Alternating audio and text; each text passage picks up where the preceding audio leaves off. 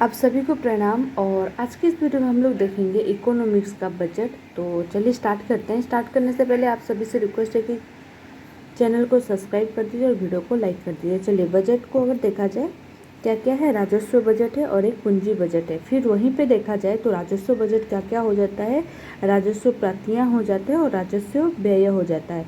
अगर राजस्व प्राप्तियाँ को देखा था इसमें क्या क्या इंक्लूडेड है, एक तो कर राजस्व होता है और एक गैर कर राजस्व होता है। ठीक है, उसके बाद अगर इसमें देखा जाए प्रत्यक्ष या अप्रत्यक्ष रूप से कर राजस्व होता है और गैर कर राजस्व में क्या होता है, ब्याज, लाभांश, ऐसा।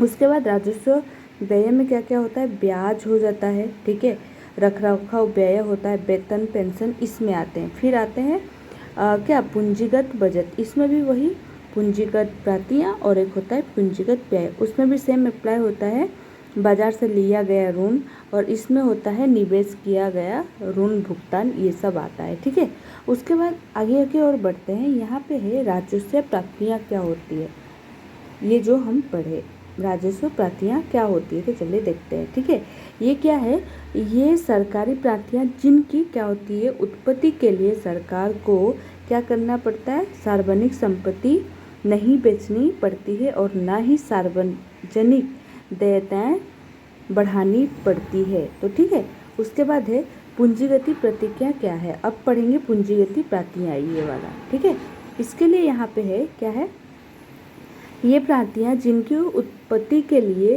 या तो सार्वजनिक संपत्तियाँ बेचनी पड़े या सार्वजनिक देयताएँ बढ़ाने पड़े, इसका ओपोजिट है राजस्व प्राप्तियाँ का, इसका ओपोजिट ठीक ये है। ठीक है, उसके बाद देखते हैं सरकार के व्यय खर्च। ठीक है, सरकार के व्यय या खर्च,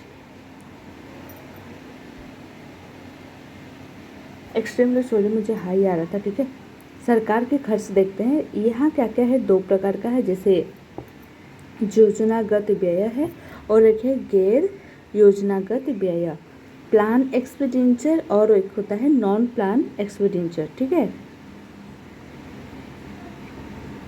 यहाँ पे है केंद्र सरकार द्वारा पंचवर्षीय केंद्र सरकार द्वारा पंचवर्षीय, ये एक हो गया। उसके बाद है केंद्र एवं राज्य की योजनाओं के लिए किया गया व्यय और ये उत्पादक प्रकृति के व्यय है, ये आ गया हमारा योजनागत व्यय। ठीक है, उसके बाद गैर पे आते हैं।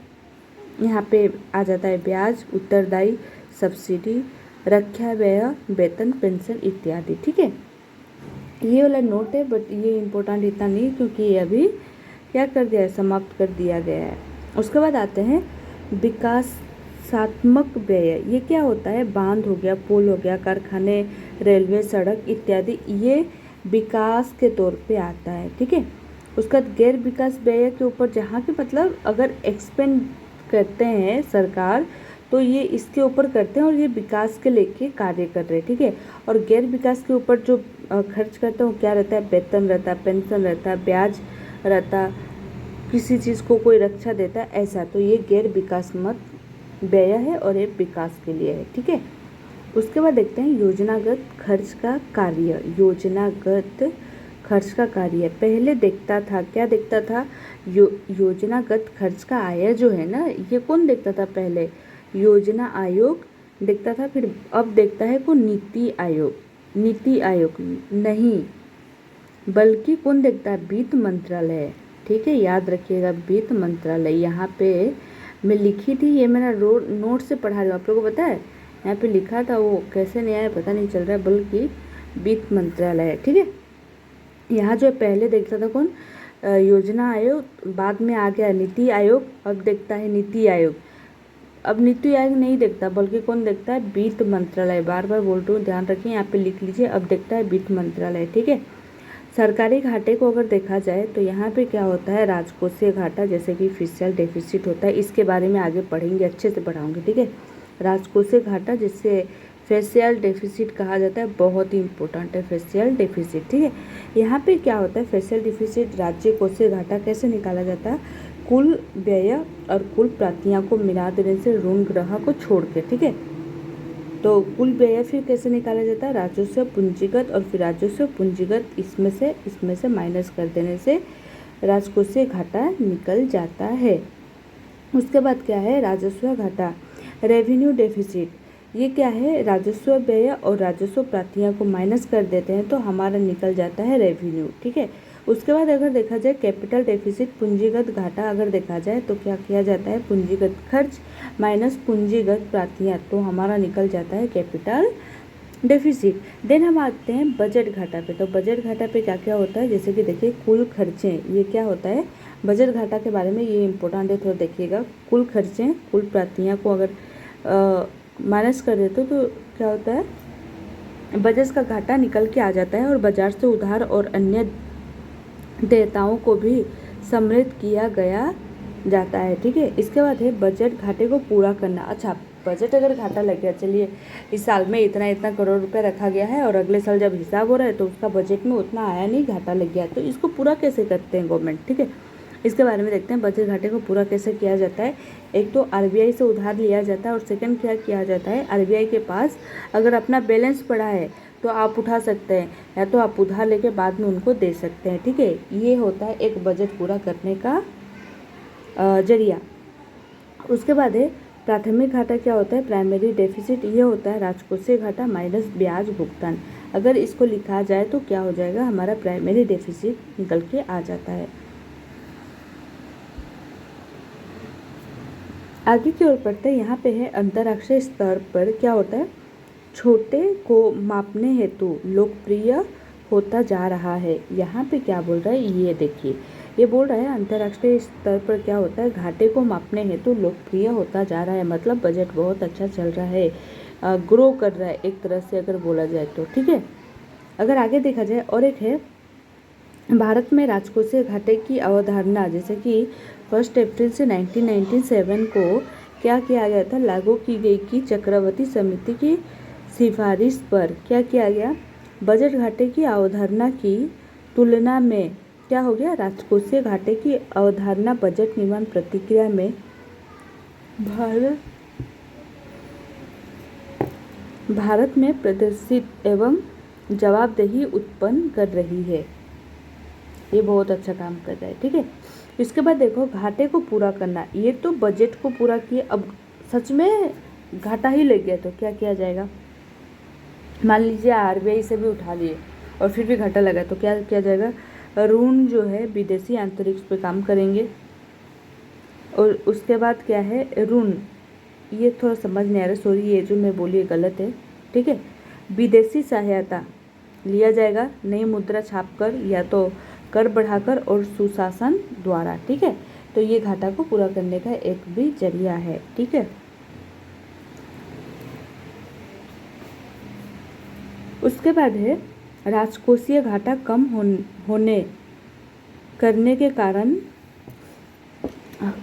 होने का कारण या तो प्रयास कैसे किया जाता है, राजकोषीय प्रयास मतलब देखिए आपको पता है ऐसे से पैसा लेंगे लेकिन डायरेक्ट तो जाके नहीं निकाल सकते ना, उसका भी कुछ कंडीशन होता होगा, क्या करना होगा, क्या जरिया है।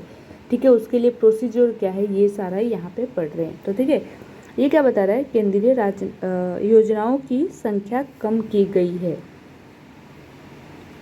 ये योजना को ही कि जो सेंटर में योजना वगैरह चलता है उसको क्या कर दिए, कम कर दिए। उसके बाद क्या कर दिए, अगर हाँ उसको कम करने का तरीका बोला है, प्रयास कैसे करते हैं वो लोग। ठीक है, पेट्रोल डीजल पर क्या कर लिया, मूल नियंत्रण मुक्त। उसके बाद क्या कर दिए, जो पेट्रोल डीजल पे एक जो पैसा बैठा रहता था ना उसको हटा दिया गया। वो क्या करते हैं, आज 40 हो सकता है, कल 50 भी हो जाएगा, ऐसे। यानी ये नहीं कि आज 30 है तो कल भी 30 देखने को मिलेगा, ऐसा नहीं। ठीक है, एक मूल नियंत्रण जो था उसको मुक्त कर दिया गया। उसका क्या किया गया, कच्चा तेल सस्ता हुआ है, और कच्चा तेल क्या कर दिया गया, सस्ता हुआ है, ये बता रहा है बस ऐसे। यहाँ पे क्या है, एलपीजी केरोसिन की अंतर्राष्ट्रीय मूल्यों में कमी आने से सरकार की क्या हुआ, सब्सिडी की राशि कम हो गई। उसके बाद है डीबीटी, क्या होता है, डायरेक्ट बेनिफिट ट्रांसफ़र जो होता है। एलपीजी प्लस जाम, एलपीजी क्या होता है, प्लस जाम। जाम को देखते हैं, एलपीजी लिक्विफाइड पेट्रोलियम गैस होता है। ये जाम जो होता है जन धन होता है, आम जो होता है आधार होता है, और एम जो होता है मोबाइल होता है। ठीक है, उसके बाद है कुल सब्सिडी अगर देखा जाए तो 2.5 लाख करोड़ का होता है, जैसे कि खाद्य उर्वरक हो गया, पेट्रोलियम हो गया, ये सबको लेके सब्सिडी में इंक्लूड किया गया है 2.5 लाख करोड़ का, ठीक है, खाद्य उर्वरक और पेट्रोलियम। आगे बढ़ते हैं व्यय प्रबंधन आयोग EMC, व्यय प्रबंधन आयोग ये क्या करता है, सितंबर 2014 से लेकर क्या करता है, इसका उद्देश्य सरकार को व्यय सुधार में जानकारी देने के साथ साथ क्या किया जाता है, राजकोषीय घाटे को कम करना और उचित प्रबंध में संबंध में सुझाव देना है। व्यय प्रबंधन आयोग का ये क्या है, एक तरीके से उनका काम है, ठीक है। उसके बाद आगे देखते हैं ये क्या है, वित्त मंत्रालय के आर्थिक कार्य विभाग का बजट डिवीजन ऋण प्रबंध पर तिमाही रिपोर्ट जारी करता है। तिमाही रिपोर्ट जारी करता है कौन, वित्त मंत्रालय के आर्थिक कार्य विभाग का बजट डिवीजन, ठीक है। उसके बाद देखते हैं लोक ऋण पब्लिक डीवीडी क्या होता है, ये देखते हैं पब्लिक डेफिसिट, ठीक है। आगे बढ़ते हैं ये क्या है, सरकार के ऊपर जितना भी ऋण होता है उसे लोक ऋण कहते हैं। ऐसे प्रातियां जो लोक ऋण को प्रभावित करता है वे द्वितीय प्रातियां कहलाती है, ठीक है। आगे बढ़ते हैं उच्च राजकोषीय घाटे के दुष्परिणाम क्या क्या होते हैं। ब्याज दर बढ़ेगी तो नियोजित निजी बिजनेस कम होगा, जैसे कि LPG वाली अर्थव्यवस्था के लिए उचित नहीं है।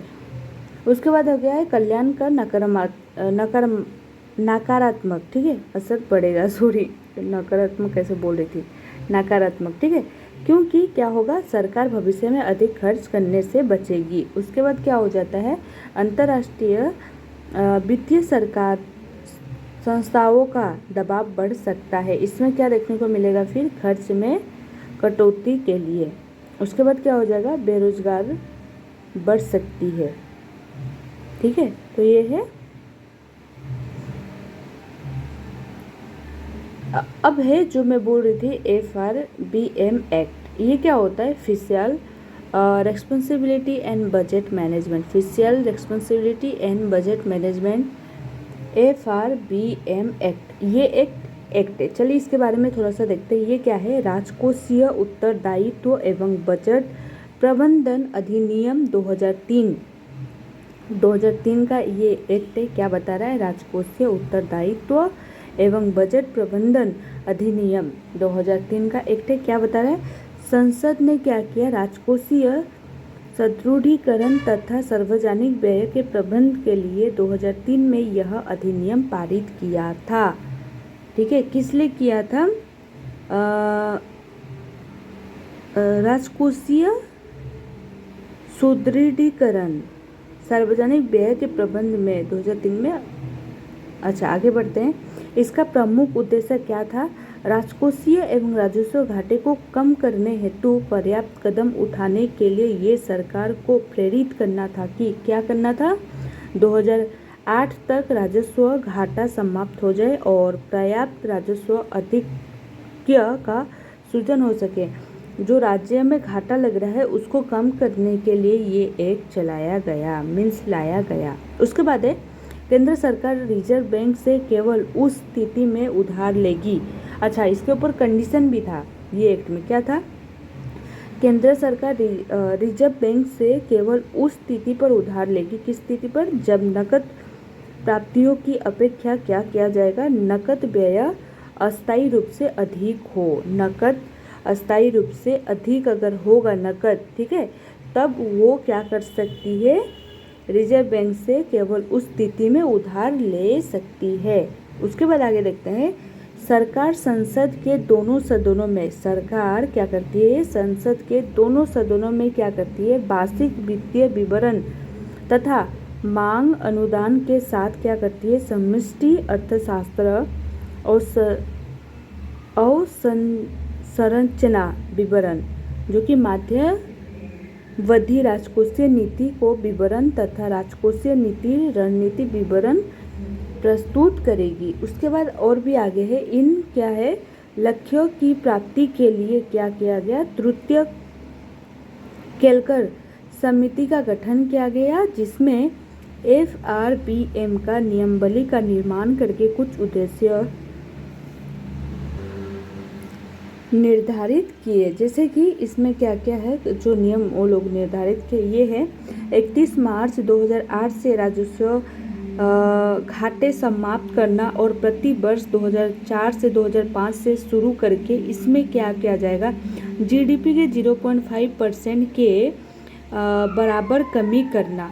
उसके बाद आगे है 31 मार्च 2008 तक क्या किया गया, राजकोषीय घाटे को GDP के 3% तक कम करना और इसके लिए प्रति वर्ष 2004 से 2005 में शुरू करके इसे GDP के 0.3% तक कम करना। आगे देखते हैं, वर्ष 2004 से 2005 से GDP के 9% से अधिक अतिरिक्त देयताओं को क्या किया, सृजित न करना और जिनमें विदेश ऋणों की भी शामिल हो सकती है। आगामी वर्षों में इनमें GDP के 1% तक की कमी करना। ठीक है, आगे देखते हैं ये क्या है, कर्नाटक FRBM नियमावली को लागू करना वाला पहला राज्य है। FRBM को लागू करने वाला कर्नाटक जो है वो पहला राज्य है इंडिया का। ठीक है, ये बहुत इम्पोर्टेंट है। उसके बाद आ गया 2015 से 2016 के बजट में वित्त मंत्री के राजकोषीय घाटे को क्या किया गया, 2017 से 2018 तक GDP के 3% तक लाने की बात की गई। उसके बाद है, सॉरी इधर गाना बज रहा है, अब हम मना तो नहीं कर सकते, भाड़ा वाले बज जा रहे हैं। ठीक है, आगे बढ़ते हैं। अमेरिका मंदी के भारतीय अर्थव्यवस्था पर पड़ने वाले प्रभाव से निपटने हेतु क्या किया, भारत सरकार द्वारा एक स्टिमुलस पैकेज जो कि 3.86 लाख करोड़ के कारण FRBM एक्ट अपने निर्धारित लक्ष्य को प्राप्त नहीं कर सका। ठीक है, ये भी इम्पोर्टेंट है एक। उसके बाद है FRBM एक्ट के कारण क्या हुआ, सामाजिक खर्च पर विपरीत प्रभाव पड़ने से इसकी आलोचना की जाती है। तो हमने ये पूरा कंप्लीट बजट यहाँ पे कंप्लीट कर लिया है। आप लोग को अगर कुछ भी डाउट हो तो कमेंट करके बताइएगा और मिलते हैं नेक्स्ट वीडियो पे। ये था बजट का, और बजट में लगता है कि कुछ भी मैंने स्किप किया है तो आप कमेंट करके बताइएगा। मैं श्योर अगला वीडियो कंप्लीट लेके आऊँगी, बट मुझे नहीं लगता कि पॉइंट ऑफ एग्ज़ाम व्यू से मैं कुछ स्किप क्यों। मैं तो सारा अपना जो प्रिपरेशन के वक्त नोट वगैरह बनाई थी तो सारा आज मैं कॉपी करके यहाँ पे आप लोग के सामने शेयर कर रही हूँ। तो मिलते हैं नेक्स्ट वीडियो पे गाइस। आप लोग ख्याल रखिएगा अपना और चैनल को सब्सक्राइब कर लीजिए, वीडियो को लाइक कर लीजिए। मिलते हैं नेक्स्ट वीडियो पे, टाटा।